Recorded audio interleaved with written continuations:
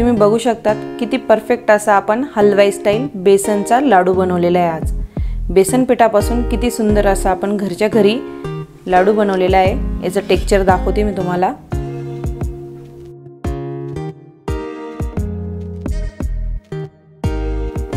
हे बघा, जिभेवर ठेवताच विरघळेल इतका छान पद्धतीने आज आपण लाडू बनवलेले आहे।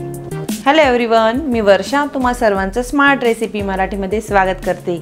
आपण बघत आहोत दिवाळी स्पेशल रेसिपी। आजची जी रेसिपी आहे ना आपली ती आहे म्हणजे हलवाई स्टाईल बेसन पिठाचे लाडू। आपण जे हलवाईच्या दुकानामध्ये लाडू घेतो ना ते असे रवेदार असतात आणि असे फ्लॅट पण नसतात, मस्त गोल आणि रवेदार असतं त्याला टेक्स्चर। ते कसं करायचं, कोणत्या पद्धतीने करायचे, चला तर मग रेसिपी स्टार्ट करूया। अशाच स्वादिष्ट आणि सोप्या रेसिपीसाठी स्मार्ट रेसिपीला सबस्क्राइब करा आणि बेल आयकॉनवर क्लिक करा। आपल्याला बनवायचे बेसनाचे लाडू। जे हलवाई स्टाईल बेसनाचे लाडू आहे तेच आज आपण घरी बनवणार आहे। यासाठी मी घेतलंय 400 ग्रॅम बेसन। आयतं बेसन पीठ आहे हे, जे मार्केटमध्ये भेटतं ते। तर हे मेजरमेंटनुसार 4 कप घेतलेले आपण घेतली साखर। आता जे आपल्याला रेडीमेड बेसनाचे लाडू मार्केटमध्ये भेटतात हलवाईच्या दुकानात, त्यासाठी ते साखर वापरतात बुरा चिनी नाहीतर तगार। बुरा चिनीलाच तगार सुद्धा म्हणतात। त्याचं टेक्स्चर असं जाडसर नसतं, त्याचं टेक्स्चर असं बारीक असतं। तर ते मार्केटमध्ये आपल्याला इझिली ती साखर भेटते, बुरा चिनी किंवा तगार। हे दोघं नावांपैकी सांगा तुम्ही, तुम्हाला ती भेटून जाईल। पण जर तुम्हाला ती भेटली नाही तर ती घरी कशी बनवायची ते पण आज आपण बघूया। त्यासाठी मी ही रेग्युलर साखर घेतलेली आहे। आता ही साखरचं प्रमाण कसं करायचं आणि कशी ती बनवायची, तर मी हे ही वाटी घेतली। तुम्ही कोणतीही वाटी कोणताही कप घ्या। प्रमाण कसं घ्यायचं, 3:1। जर 3 वाट्या आपण साखर घेतली तर त्यामध्ये 1 वाटी टाकणारे आपण पाणी। याप्रमाणे आपण ती तगार बनवून घेणार आहे, बुरा चिनी। तर 3 वाटी मी ही साखर घेतलेली आहे आणि 1 वाटी पाणी टाकणार आहे आणि मग यापासून आपण ती साखर बनवणार आहे। ती कशी बनवायची ते आपण पुढे बघूया। बेसनाच्या लाडूसाठी आपण तूप घेतलेले 250 ग्रॅम। आता तूप जर तुम्ही 250च्या पुढे जास्त टाकलं तर काय होतात, लाडू बनल्यानंतर असे फ्लॅट होतात। जर आपल्याला भाजताना वाटलंच की तूप लागतंय तर आपण नंतर ॲड करू शकतो, पण सुरुवातीलाच जास्त तूप टाकू नका। 250 ग्रॅम घ्या। 250 ग्रॅममध्ये नाही वाटलं आणखी कमी पडते तर आपण वरतून टाकू, पण 250 ग्रॅमचं प्रमाण हे बरोबर आहे। यानंतर लागेल आपल्याला 1 चमचा वेलची पावडर। आता आपण ही बुरा चिनी म्हणजे तगार कशी बनवायची पहिले ते बघूया। तर 1 वाटी पाणी टाकणार आहे मी। हे बघा, 1 वाटी पाणी घेतलं आणि यामध्ये टाकायचं आपल्याला 3 वाटी साखर। 3:1 प्रमाण लक्षात ठेवा। गॅसची फ्लेम मिडियम ठेवायची। यामध्ये टाकायची आहे साखर। आता हे सारखं आपल्याला मिडियम फ्लेमवर ही साखर पूर्णपणे आपल्याला विरघळून घ्यायची आहे। गॅसची फ्लेम फुल नका करू, कारण की साखर ही पूर्ण पाण्यामध्ये विरघळली गेली पाहिजे। यासाठी गॅसची फ्लेम ही मिडियम ठेवायची। हे बघू शकता तुम्ही, साखर ही पूर्णपणे विरघळलेली आहे। आता हे आपल्याला तोपर्यंत चाळायचं आहे जोपर्यंत याची साखर बनत नाही तोपर्यंत।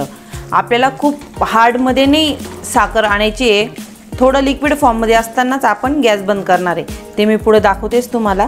तुम्ही बघू शकतात, हे पहा साखर किती घट्ट होत चाललेली आहे। तिचे आता क्रिस्टल बनतील। आपल्याला आता हे असं एकसारखं चाळायचं आहे। मी दाखवते तुम्हाला आपल्याला कोणत्या पोझिशनला गॅस बंद करायचा तो। मी गॅस बंद करते आणि मिक्स करून बघते याची साखर बनते की नाही। मला जर वाटलं की नाही बनणार आहे तर मी परत गॅस ऑन करेल। साखरेचे क्रिस्टल व्हायला लागलेले, हे पहा ही साखर बनायला लागलेली।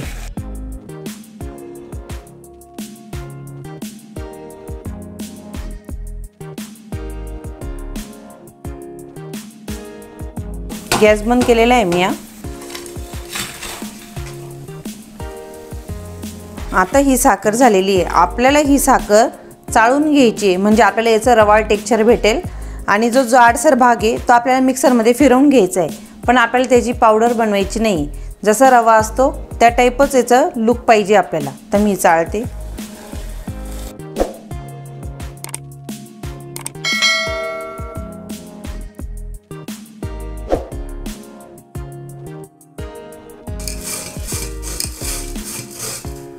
आता हा जो जाडसर भाग आहे आपण हा मिक्सरच्या भांड्यात टाकून फिरून घेऊया। आता हे आपल्याला कसं दळायचं आहे, फक्त एकदा फिरवायचं बंद करायचं, फिरवायचं बंद करायचं। आपल्याला पावडर बनवायची नाही आहे।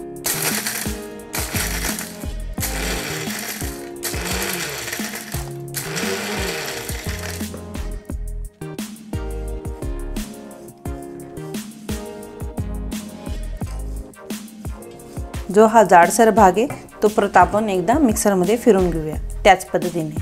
हे बघा मी तुम्हाला याचं टेक्स्चर दाखवते जवळून। जसा रवा असतो ना तशीच ही साखर असते। हिलाच म्हणतात भुरा चिनी नाही तर तगार। जी पिठी साखर असते ना ती लाडूमध्ये कधीच टाकायची नाही, त्याच्याने काय होतं लाडू आहे ना अशी तोंडात टाकले का चिटकतात, ते चिपचिप होतात। त्यासाठी ही साखर टाकायची। ही रेडीमेड पण भेटते आणि घरी पण करता येऊ शकते। आता आपण कढई घेतली, बेसन पीठ भाजण्यासाठी मी थोडीशी मोठीच कढई घेतली। यामध्ये टाकायचे आपल्याला तूप, साजूक तूप घेतले आपण 250 ग्रॅम। तूप मेल्ट झालेले आहे, गॅसची फ्लेम ही मीडियम आहे। यामध्ये टाकायचे आपल्याला बेसन पीठ।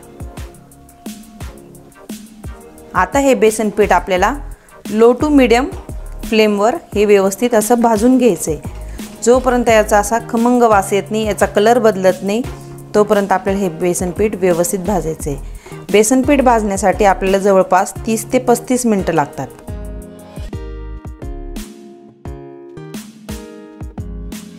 आता हे बघा, हे जरी घट्ट झाले पण जसजसं आपण हे चाळत राहणार आहे ना, नंतर याला बरोबर तूप सुटेल।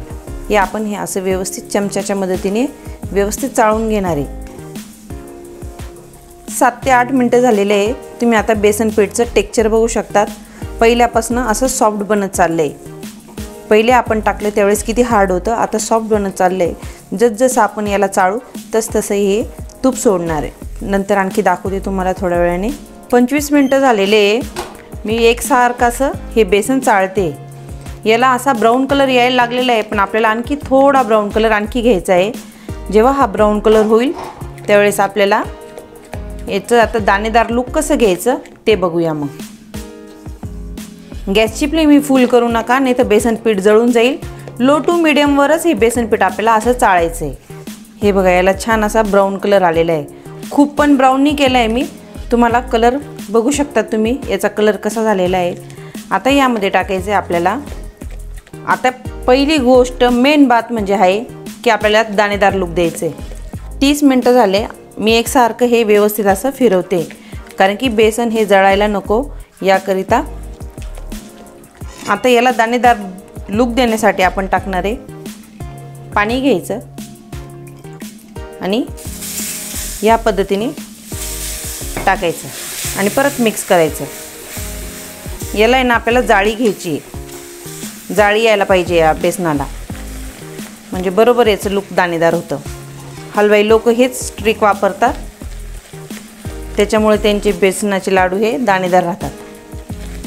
पाणी घ्यायचं, असं शिंतडायचं,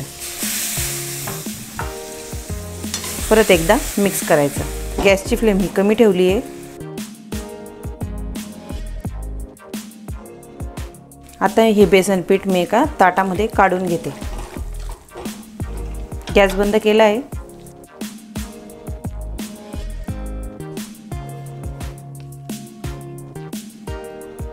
आता आपल्याला हे बेसन पीठ असं थंड करून घ्यायचं आहे आणि जवळपास आपण 1 ते 2 तास असंच ठेवून देणार आहे। जेव्हा हे पूर्ण थंड होईल त्यावेळेस आपल्याला यामध्ये साखर मिक्स करायची, बुरा चिनी। आता हे असं सारखं फिरवत राहायची काही गरज नाही, पण आता हे गरम आहे ना, तर 5-10 मिनिटं आपण हा व्यवस्थित चाळून घेऊया आणि नंतर मग असं मधून मधून चाळलं तरी चालतं येता जाता। यामध्ये टाकायची आपल्याला वेलची पावडर, मिक्स करायचं आणि आता हे व्यवस्थित थंड होऊ द्यायचं आपल्याला। बेसन पीठ हे पूर्णपणे थंड झालेलं आहे। जवळपास आपण याला 2 तास असं सोडून दिलेलं होतं, मिक्स पण करत होतो येता जाता। आता यामध्ये टाकायचं आपल्याला बुरा चिनी, जी आपण आता बनवली ती 400 ग्रॅम मोजून घेतलेली आहे। आता ही यामध्ये ॲड करायची आणि हे मिक्स करायचं आहे।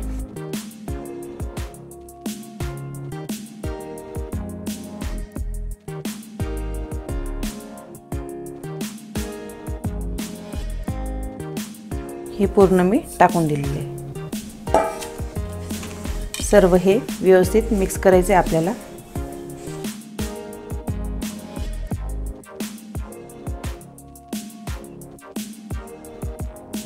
हे सर्व व्यवस्थित मिक्स केलं। आता थोडं हाताला तूप लावते, थोडंसं हलका हात लावून घेतला। आता आपल्याला लाडूची छोटी मोठी जी साईज पाहिजे आपण ती करून घ्यायची।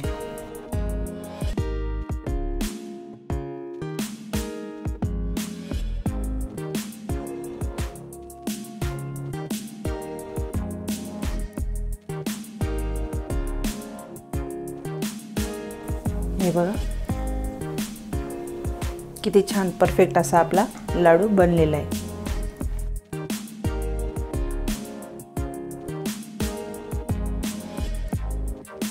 जसा तुम्हाला जमेल तसा तुम्ही लाडू बनवा।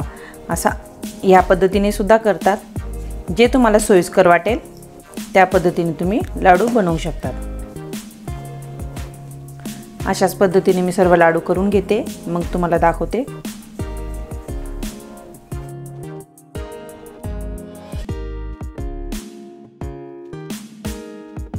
तुम्ही बघू शकता आपले सर्व लाडू हे बनवून रेडी आहे आणि हे अजिबात फ्लॅट होणार नाही, कारण की आपण जे मेजरमेंटनी केलेले हे लाडू अगदी परफेक्ट झालेले, आपले दाणेदार आणि खूप सुंदर लाडू झालेले झाले आपले बेसन पिठाचे हलवाई स्टाईल लाडू तयार। कशी वाटली तुम्हाला आजची रेसिपी आवडली असेल तर स्मार्ट रेसिपीला सबस्क्राईब करा। भेटूया अशाच नवीन पदार्थांच्या रेसिपींसोबत।